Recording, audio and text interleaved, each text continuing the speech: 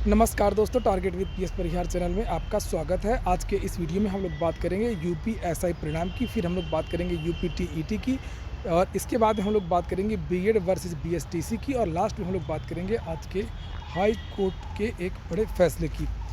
तो वीडियो को जल्दी से लाइक करते हैं, शेयर करते हैं और जिन छात्रों ने चैनल को अभी भी सब्सक्राइब ना किया हो तो जल्दी से सब्सक्राइब कर लें ताकि आप लोगों को भी इसी प्रकार के अथेंटिक अपडेट सबसे पहले मिलती रहे। चलिए शुरू करते हैं।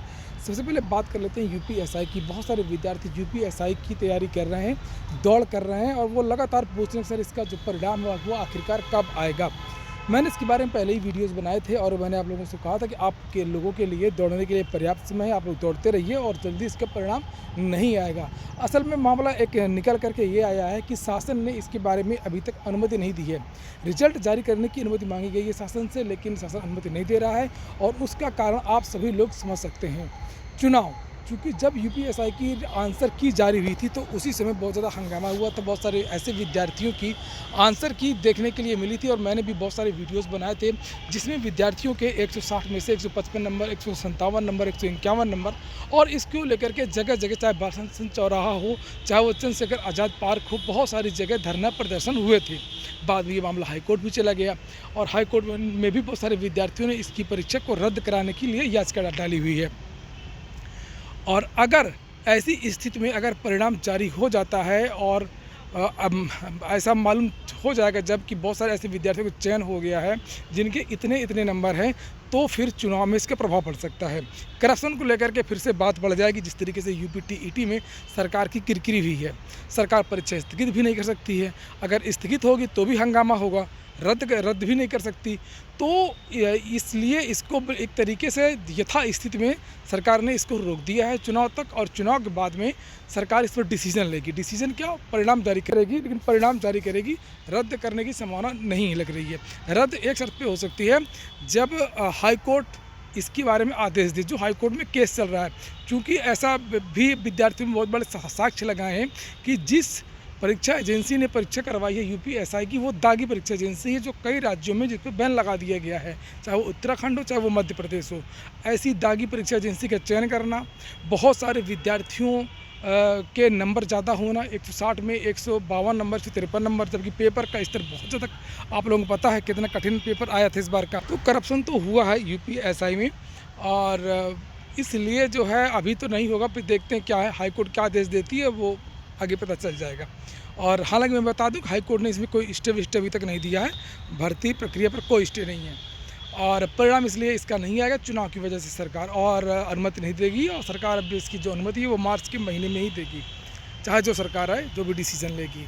इसके बाद में जो अगली सूचना है वो यूपीटीईटी की आंसर की तय समय पर आएगी। क्योंकि ऐसा नहीं है कि सीटेट की तरह यूपीटीईटी में भी ज़्यादा दिन लगेंगे या बढ़ेंगे। यूपीटीईटी ने फिक्स डेट दी थी, 25 तारीख को परिणाम जारी करेंगे, 23 को रिवाइज्ड आंसर की जारी होगी और सीटेट ने जो डेट दी थी वो संभावित डेट दी थी, टेंटेटिव डेट थी और यूपीटीईटी की जो पीएनपी ने डेट दी थी वो एग्जैक्ट डेट घोषित की थी कि इस तारीख को एडमिट कार्ड जारी होंगे, इस तारीख को परिणाम जारी होगा।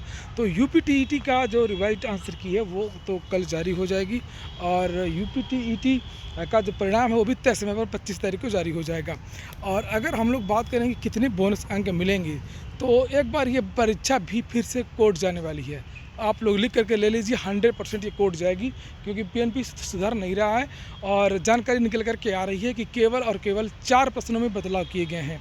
4 प्रश्नों में, पहले ही 3 प्रश्नों में बदलाव किया गया था और बाद में 1 प्रश्न में और सहमति हुई थी। मैंने पता लगाने की कोशिश की थी कि किन किन प्रश्नों पर बदलाव हुआ है, तो ये जानकारी नहीं निकल करके आई है, लेकिन ये जानकारी निकल करके आई थी कि केवल 4 प्रश्नों में सहमति बन पाई है और कुछ प्रश्नों के 2 विकल्पों को माना गया है और कुछ प्रश्नों के जो उत्तर हैं उनका जो विकल्प है वो बदला गया है।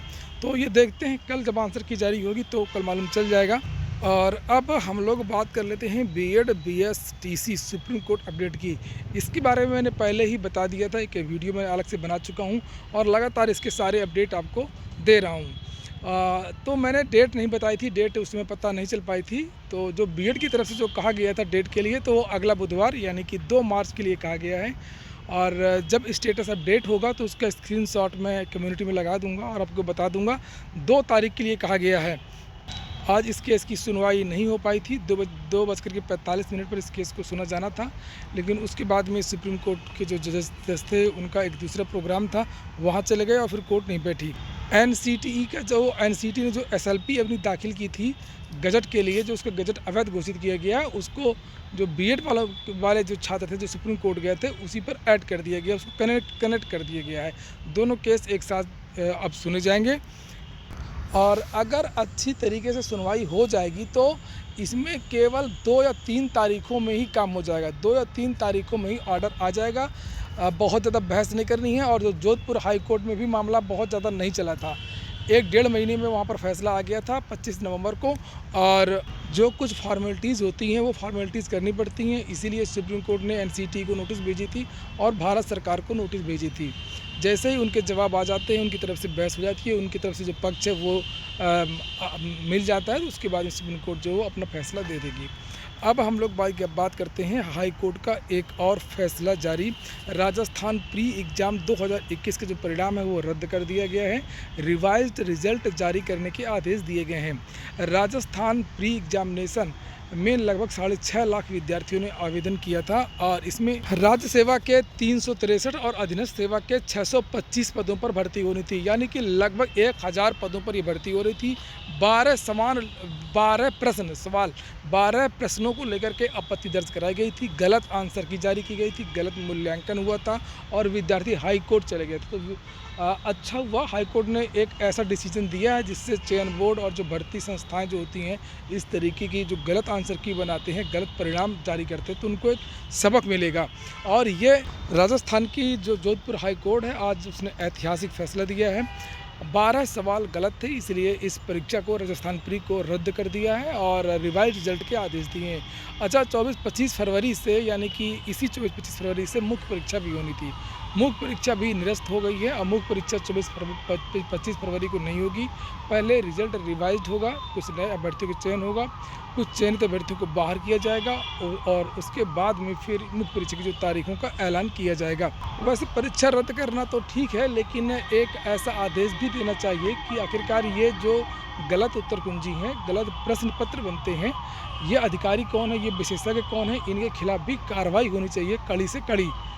और ऐसा केवल राजस्थान में ही नहीं होता है, चाहे वो उत्तर प्रदेश हो, चाहे वो बिहार हो, चाहे वो कोई भी राज्य हो, बहुत ज़्यादा लापरवाही से, बहुत ज़्यादा गैर जिम्मेदारी तरीके से ये प्रश्न पत्र तैयार किए जाते हैं। और ये आप लोगों ने देखा होगा कि राजस्थान में 2-3 परीक्षाएं भी हैं, यूपी में तो होते ही रहता है अक्सर।